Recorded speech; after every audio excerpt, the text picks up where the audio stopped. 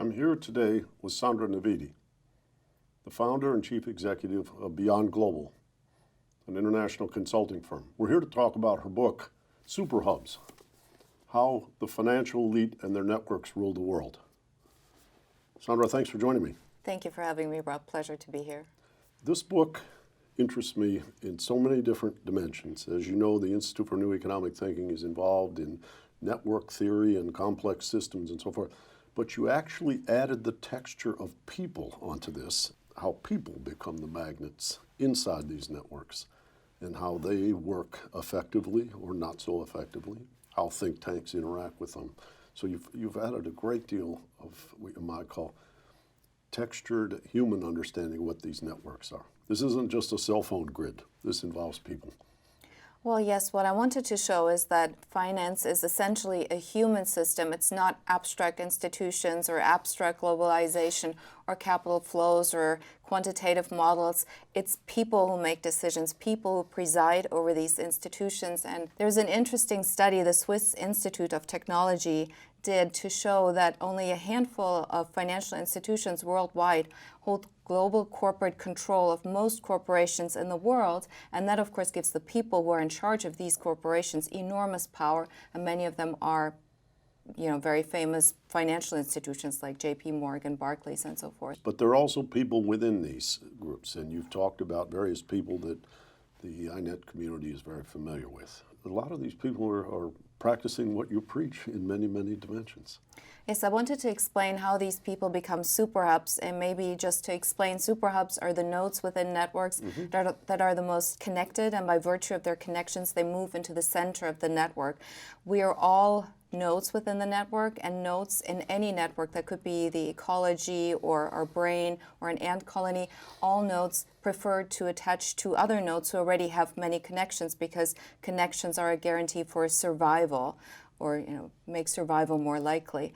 And so these people strive to be superhubs, and they maintain their superhub position with their connections, and the safest way to do that is to build networks. And that's, for instance, because you mentioned Steve Schwarzman with the network that he's building in China, and he's building overlapping networks, and we see that with many of these superhubs, that they're proactively actually building networks where they're in the middle, and they preside over the information flow and all sorts of network currencies like money that flow over these pathways. These, what you might call connection between commerce and the demonstration of intellect and imagination is a very interesting, I would say, part of what constitutes a magnetic field for being at the center of a superhub.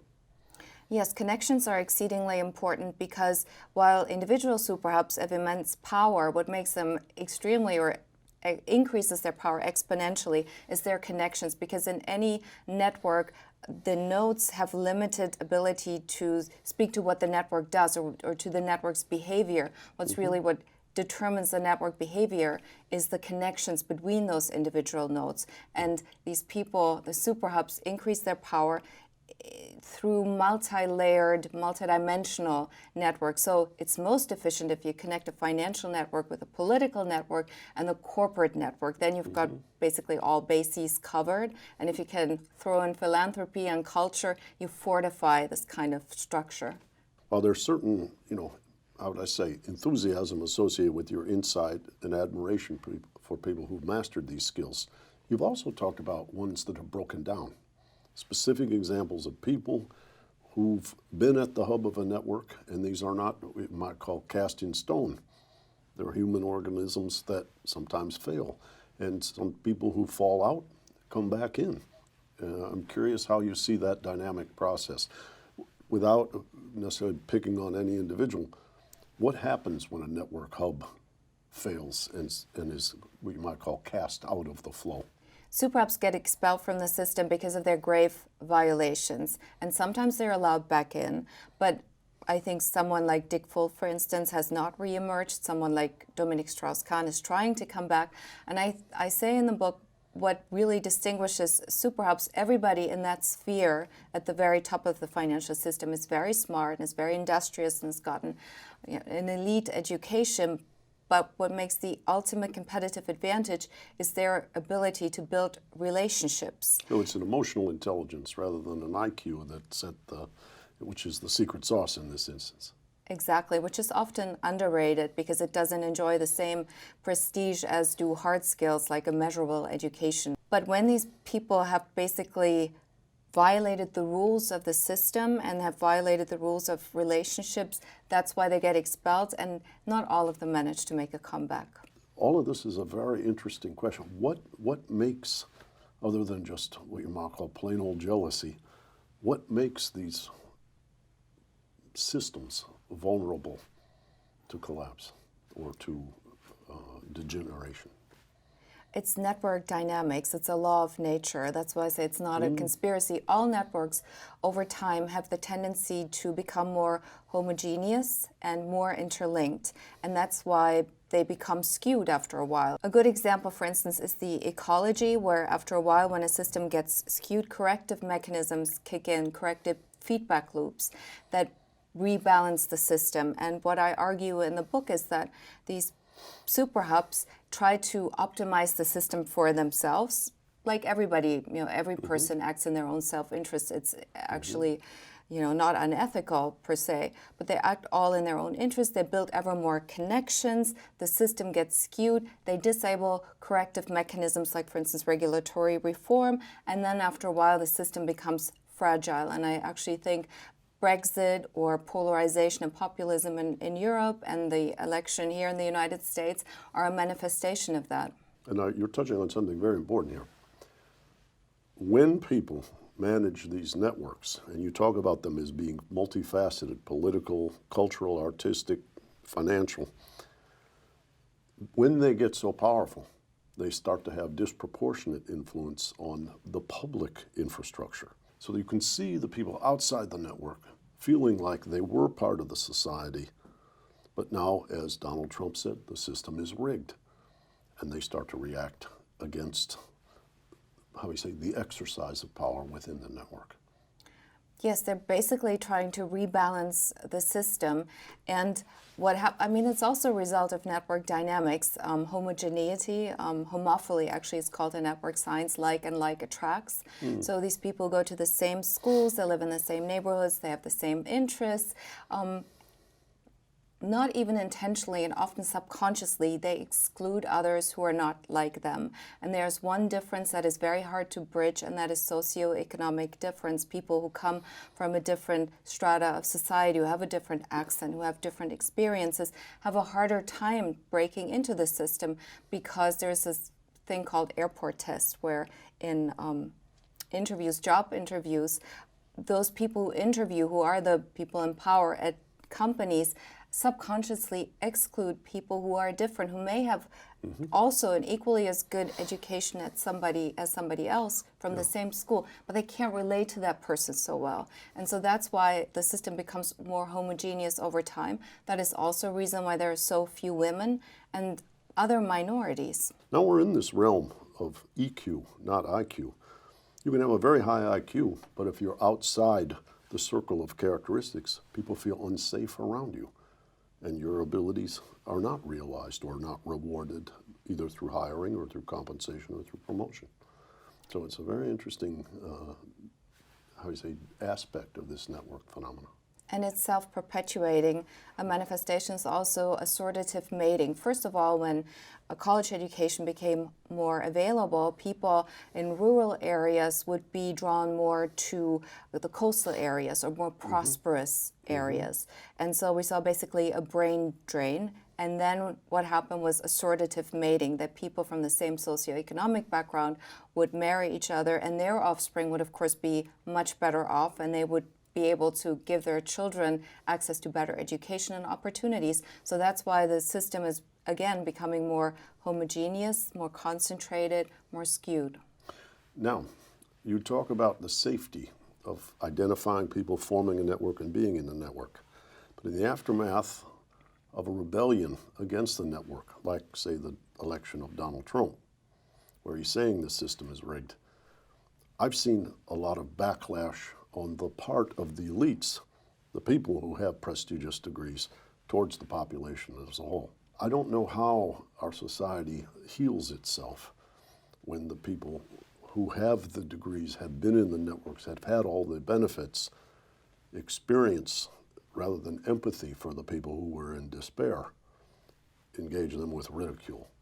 I had hoped like the election would teach us all a lesson. It would be like a lightning bolt, a wake-up call, that we would lose our false innocence and we would build a more humanly, how do you say, caring society. But we may have to go through more pain before we can get to that point. I actually feel I have seen some empathy and some people being self-critical, but I do agree that we will probably see more pain because I think Donald Trump is even more polarizing. He's pitting people against each other, minorities against each other, and against the establishment, everybody against everybody, basically. And I think that is very toxic. And we see within the Democratic Party a civil war going on. So it's not just Donald Trump and his surroundings. Everything's come a little bit loose. And this so-called superhub system is going through some convulsions right now. But the danger is also when a system rearranges, and I give as an example the change from the Soviet Union to Russia, which gave rise to Putin and a handful of oligarchs who again were well connected in networks to government and who had access to capital. That led to even more polarization, and Putin's personal fortune is estimated to be over $200 billion. And you have the oligarchs, and I think the tendency with Trump is also that it's becoming more exclusive. We're seeing the nepotism. He's bringing his family in. He's bringing loyalists in. It's becoming even more homogeneous. It's just older white men. It's network science at an extreme because in a system like that, it's basically a closed system where relationships become all decisive. If you don't have a relationship to Trump of trust, you're not going to get in. So in Greek mythology, they called this hubris. Things go until they become unsustainable, and then they collapse under their own weight. Exactly. And I want to go back, though. I mean, I find this book, like I said, fascinating because it has a human feel to it. It has a logical feel to it. When did you start building the hypothesis to create this book? When did you see, what was the time of recognition that this was the process that was unfolding? I think the first document I saved on this book was 2011. It was an evolution, and I originally had started writing about networks as a blueprint to how the world works, but it was too amorphous a subject. I always got sidetracked with interesting research, but couldn't pull together a book. And then I thought, why don't I just focus on the superhubs and CEOs? But that again was a very wide field, and I would always get sidetracked back to finance because that's my professional background. And so in the end, I thought, why don't I just write about what I know best, which is finance. And basically finance is the operating system of our world, of our society anyway. Everything we do is based on our financial system and our relationships. But I know a lot of people like yourself that spent time on Wall Street working in the transaction flow and so forth that never had what you might call this kind of pattern recognition about how the meta system is organized. Oh, thank you. And I think that's quite extraordinary. And how you arrived at that insight, I think I'm very curious about. Well, I started in structured finance when I was still working at Deloitte & Touche in Germany. So I saw how the sausage is made, even though I didn't have a wider understanding of the context. And then I got an offer from a client to work in the United States as in-house counsel. And when you at an investment firm, and when you work on transactions like CDOs, or you have to pull together a hedge fund or a private equity fund, you really have to understand the structure or else you can't draft the documents. And then I worked for a brief while in investment banking. And then I worked with Nuria Rubini, the economist, who's a macroeconomist. So and I wrote feel the like, forward to your book, right? Yes, he was kind enough. That's yes. great. And so I feel I got, a 5,000 level view, a 10,000 level, always a little higher. But I also could relate to the base, to the individual transactions. But how would I say? You kind of move from that abstract place of the finance and the financial flows to the human place of what is the glue that puts it all together, and what are the characteristics of those people. And I think that's a fascinating, I would say, second layer. And it's like contemporary history that you're writing. Well, I had the privilege to interact with most of the superhubs that I write about, and I felt that that's an aspect, the human aspect is often neglected. We focus so much on dogma and theories and quantitative models and leave out really what is at the base of it all. And when now we discuss, our computer networks taking over robots, machines, that is all true, but we must not forget that it's people like a Peter Thiel or financiers who even make the decision what gets financed, where do they throw their money behind or their influence, which projects are they behind, and even governments can switch off the internet. We've seen it in Egypt, we've seen it even in the United States, in San Francisco and Boston. So in the end, it always comes back to people.